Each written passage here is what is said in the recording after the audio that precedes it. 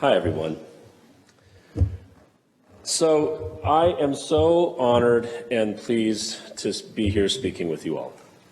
And beautiful work. I'm a musician, so that was a treat. I don't get to hear especially children sing very often.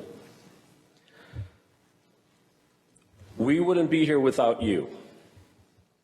Our show is completely free. You don't even need to have an email to watch it. Most people who watch it don't pay for it. And those that can, and we don't put any pressure on anybody, if the Spirit moves, then do so. If means, great. But we've been able to live our dream. As an actor, you want to tell stories that touch people's lives, and there's no story that touches more lives than the story of Jesus Christ. And there is a resurgence, I think, in enthusiasm because we have a tool that is not meant to replace Scripture, but it's meant to excite our imaginations about what could have been. And the stories come alive in a way that we haven't had a chance to really experience. And because of the risk that was taken to take creative license and saying, maybe Matthew was like this. Could have been. You know, maybe Mary was like that. Maybe this is how Jesus was. He was fun. He would wink. You know, like people liked him. They invited him to parties, you know? So it lets you see someone who is 100% God, but also 100% man. And that isn't always easy growing up to see that side of Jesus until you actually can have the beauty of art excite your imagination about it. So it is the honor of a lifetime to be able to tell a story that touches so many lives, especially about something as fundamental as our faith. And I knew I couldn't hold a candle to the energy radiating off of Nick. He has not been able to be quiet since he had that experience a year ago. Everybody he comes in contact with, he has to tell them about Jesus. For me, it's a little more private. I'm a very private person. And I think the reason why my faith has been so private is because it saved my life. And so I hold it very close to my chest. We can all relate to challenge. It's already moved me, Stephanie, when you broke up, even just saying what could be just a routine prayer, but it moved you so much that it moved me that it still is so present for you. And then when you got emotional, when you were talking about the challenges we face, even though you've grown up knowing the story, knowing who Jesus is, it doesn't make any day easy just because you know. So for me, I grew up in a family that was very challenging, had a lot of dysfunction in the home, and I almost didn't survive it. And as a child, I knew there was a voice in me that was preserving me, that was not my own.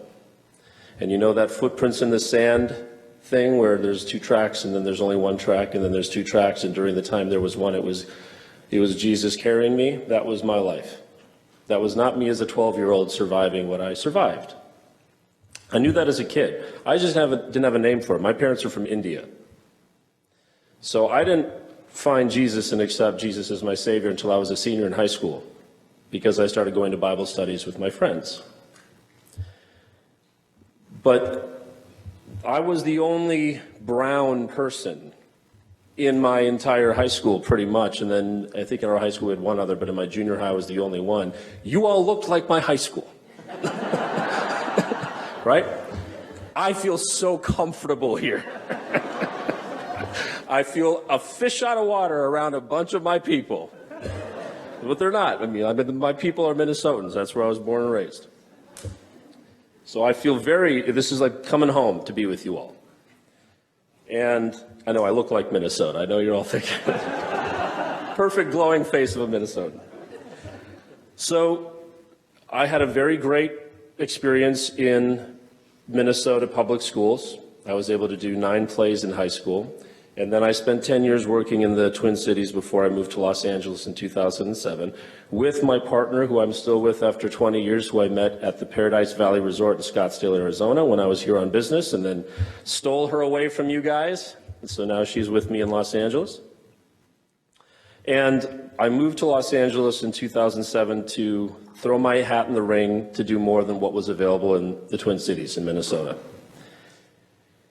And I don't know why, but because of the challenges that I had growing up, and then also just being the only person of color in my high school, or one of very few, I spoke with my work. I was always going to be a target. There's no hiding when you don't look like everybody else. A lot of what we learn to do is to hide, because you don't want to stick out and then be a target. There was no hiding for me. So I was used to being seen as the other, somebody who was more of like an exotic, like, ooh, you're friends with an Indian guy? And so I think it just was in my DNA that I knew I just had to work. And so I have put my head down and worked for 20 years until I booked The Chosen. And everything that led up to that moment, you know, they say there's a certain amount of luck for all of us when we book a job, especially a job that feeds us and can be really significant. But I earned that job as much as it was luck and as much as it was meant to be. I earned it. And so when President Willis was talking about what we wanted to talk about tonight, I wanted to just share 3 things that are part of one basic theme for me. And that is, my prayer is in my work as much as it is when I pray. Because God put me here for a reason. Otherwise, I could have taken my life a long time ago, and I tried. So I knew I was preserved for a reason, and that was to do God's will. So to me, it meant, what is it that I really am on this planet to do? And it was very clear for me at the age of 24, it came into my heart. To make the biggest possible positive difference on the most amount of people, protecting them from the evil in themselves and others. That's been my mantra since I was 24 years old. And I didn't know how I was going to do it. I just knew that's what I wanted to do. So I started to try to serve my community, and that community has grown larger and larger and larger. Started trying to help people who are pursuing music in the Twin Cities, then it grew into the acting and modeling community in the Twin Cities, then coming out here, it became the union, SAG-AFTRA, where I'm on the board of directors and where I'm part of the negotiating committee, and I'm one of the 34 people to blame for your TV shows being shut down right now. And I'm looking forward to all of your ire after this, where you want to tell me why we're wrong. But I am now able to touch the lives of 175,000 performers in film and television, and we are standing up for ourselves like we haven't done in 43 years. And I'm very proud to be volunteering. And so my message of faith is more, I don't know, utilitarian or functional. It's really hard to see growth in a day. It's really hard to see progress in a week. Try years or decades. And everyone, I think, who has achieved some level of success will share this thought that it's consistent devotion every day for a long period of time that gets you where you need to go. There's always an opportunity for you to get struck by lightning, especially in our industry. They say, you know, like, somebody could move to LA and be on a show or a movie the next day, but sometimes it doesn't happen at all, or sometimes it happens for, you know, after decades. So my philosophy has, I'm not here to get struck by lightning. I'm here to build lightning rods. The more lightning rods I build, the more likely I'll get struck by lightning. Yeah? So for me, I worship every day by having a valued goal that's in line with that mission of making a positive difference, and just having faith that if I do my best, I will get there. And that's really, really hard. There's a quote by a performer who I used to love, who's had some trouble in recent years. We all know him, Will Smith. But he had a quote where he said, "You don't say I'm going to build the biggest, baddest wall that ever existed."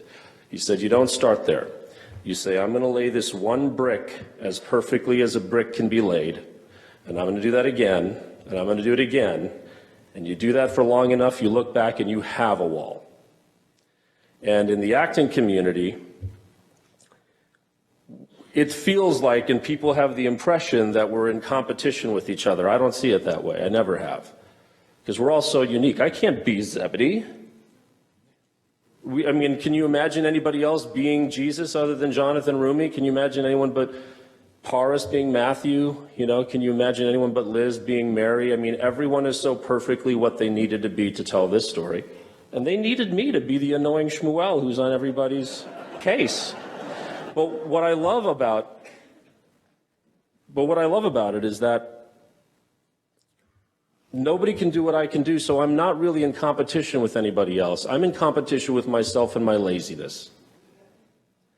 I'm in competition with myself and any fear or self-doubt that gets in the way of doing consistent action every day towards a valued goal.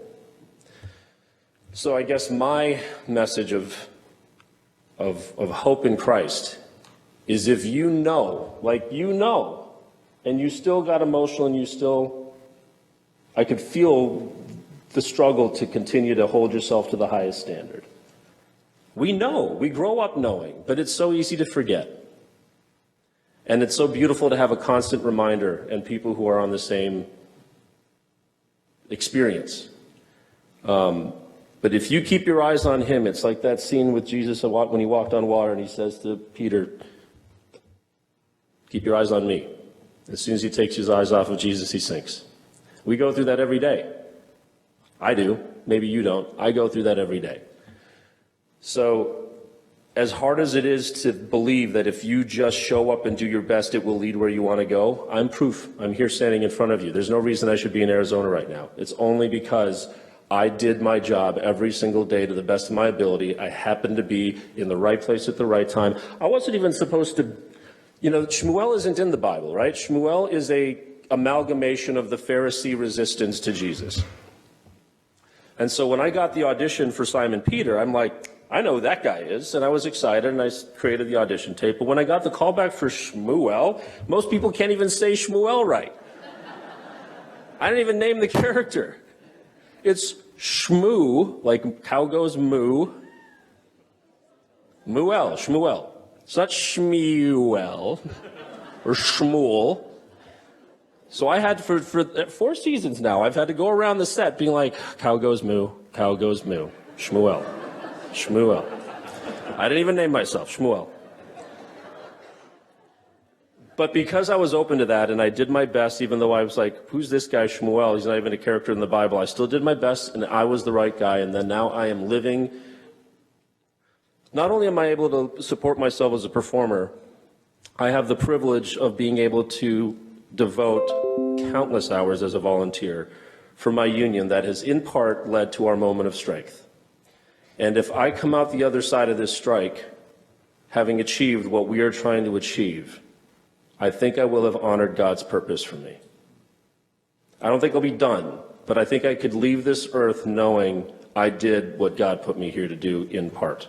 That's a really satisfying feeling. And I did it with my art. That's cool. We are a family on The Chosen. We all feel such a, I don't want to say pressure or obligation. I just want to say that we feel so committed to honoring all of you. If you're going to give us your time, if you're going to entrust us with this story that means so much to all of us, we have to get it right. We have to get it as right as humanly possible, which isn't going to be perfect, but it's going to be as right as we can do it. So we take care of each other, we love each other, we spend time with each other, and we even call all of you the Chosen Fam, the Chosen Family. We recognize each other. I got my hat. I got in trouble for wearing it in here. I was so excited to wear my come and see hat, because you see each other out in public and you see someone wearing the shirt or the hat or the armband or whatever, and you're like, you're part of this movement of introducing people to the gospel in a new way, having a really cool tool to introduce people to Jesus. Service to me obviously is very important, because to me it's how I worship. One of the ways I worship. And then the last one is, I've already kind of spoken about it, but My relationship with Jesus is very personal, it's very private, it's very much of my own. This is the first time I've ever spoken about my faith in public. People know I will always say I'm here to do God's will, but I haven't shared it like I have with you guys tonight. So that's really the message that I wanted to share with you. I think a couple things, just to share with you some cool things about The Chosen. We had the money to do 4 episodes. We shot them in the summer of 2018. We didn't know that we would be able to keep making them. And then there was such a large response to those 4 episodes, we got the money to finish the season, which we did the next summer. It was frigid in like November 2018 when we shot the first 4. And they have these little warmer packs that you can you know what I mean? Like in the winter where it gets hot, those little things, and then you can hold them in your hand, you can put them in your sandals or whatever. Like it was freezing cold and, but it was so kind of like that romantic, like we're doing it. And then the next summer it was so hot. Oh my gosh, it was so hot in Texas that people were, passing out and getting heat stroke. And it was just it was like 115 degrees or something like that. We're wasn't making it easy on us. Second season, you guys were really toasted in the second season when you guys did the feeding, it was the feeding of the 5,000. That was season 3 that you guys got roasted. It was the fried 1,000. I was only visiting. I didn't have to do anything. And then it was during the Sermon on the Mount, it was so cold, it was the chosen frozen. The frozen chosen. The frozen chosen and the fried 1,000. Feeding of the fried 1,000.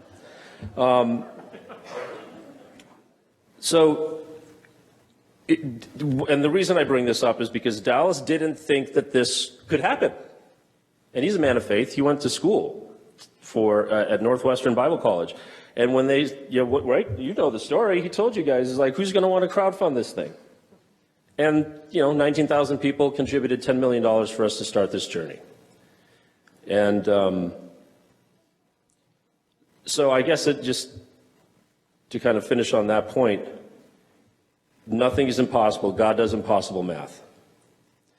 You just have faith. If you really believe in something, you really want to do something, just show up, just do it. God does impossible things. Another fun thing I'll leave with you with, because I don't know how much time have I gone over. Doing all right? So I'll just share a couple of things, because what they've done at Angel Studios is something that I am so excited about. It's taking way too long for you guys to get it out, by the way, which is the opportunity to own a piece of the show. I have hats, I have shirts, I have all kinds of things where, we have posters of bands that we put up on our wall, but they're your private thing. Nobody really knows you have it.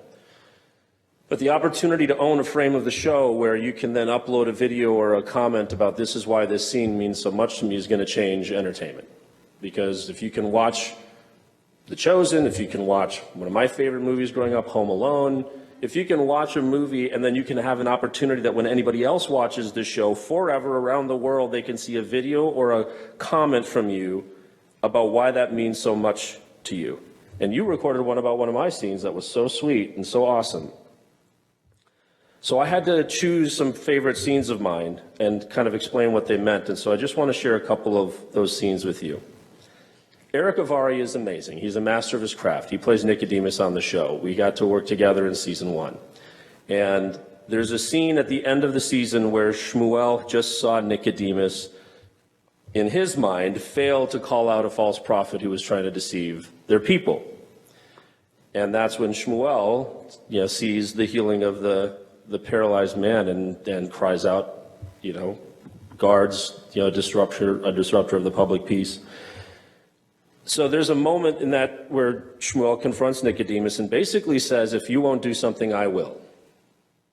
And what's really cool about that scene is there's a moment as you're growing up that you realize that maybe sometimes you have to take responsibility because nobody else seems to be taking responsibility. Maybe the people you looked up to don't know everything. Maybe your parents don't know everything. And so you might have to step up and take responsibility. So that was a really neat experience of the teacher or the student stepping up to do the job of what he thought was the teacher. There's another beautiful scene between me and Nicodemus where we're having the debate that really is the foundation of what I think people respond to with Shmuel. First of all, Dallas was really sweet about allowing us to develop Shmuel in a way that hopefully you don't all just hate Shmuel. Hopefully you see Shmuel as somebody who means well, he's just wrong. People can be wrong.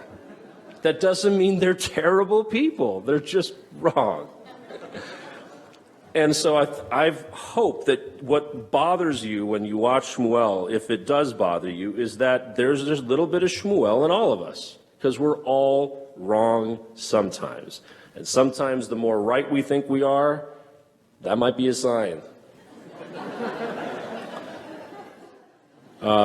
So I think Shmuel is a stand-in for anybody who knows that it's easy to get trapped in what you think and miss the truth that's right in front of you. I also think that Shmuel stands in for people who are hesitant about their faith or hesitant about Jesus because for whatever reason their heart is closed off and they can't see.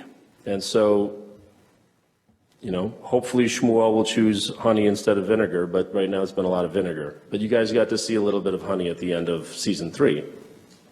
But there's that scene where Shmuel and Nicodemus are debating when should you follow just the strict what Torah is and what Torah says, and when should you have your eyes open to something new and to let God surprise you.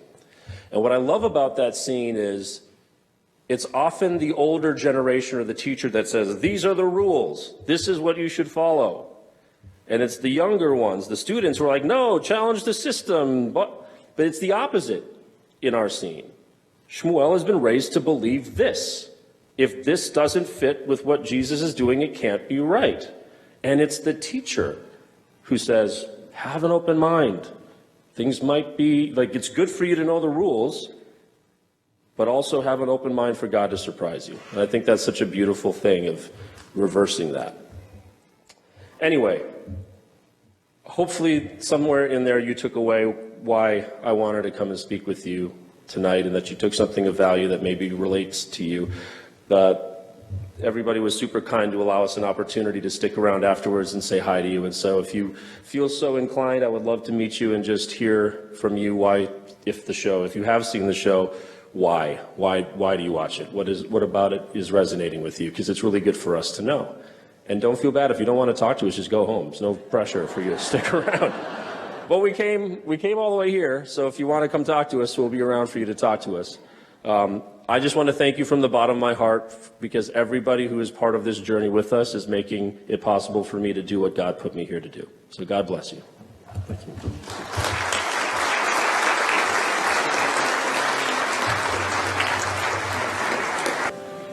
Jesus was no ordinary man, but there were some who did not understand. They saw him working miracles, but some were still deceived. Why did they not believe when with a few loaves and fishes the multitude were fed?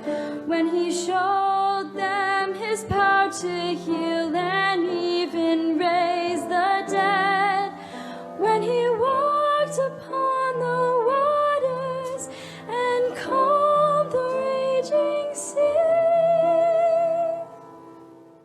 why did they not believe? Jesus was no ordinary man, but there were some who did not understand. They saw him working miracles, but some were still deceived. Why did they not believe? When his faith filled the fish nets, gave sight unto the blind, when they saw at his bidding even water turned to wine, when he offered all he had to them, if they